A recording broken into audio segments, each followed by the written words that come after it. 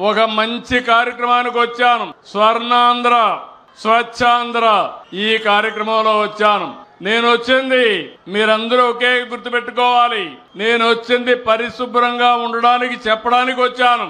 అంటే చెత్త తీస్తేనే సరిపోదు.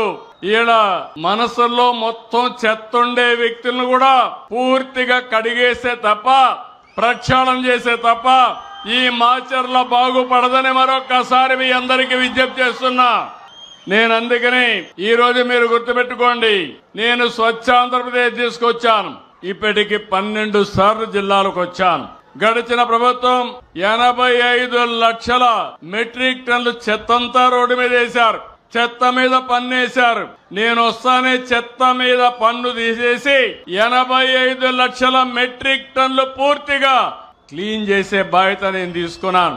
చెత్తను నేను క్లీన్ చేశానంటే చెత్త రాజకీయాలను కూడా క్లీన్ చేస్తానని మరొకసారి మీ అందరికీ విజ్ఞప్తి చేస్తున్నా.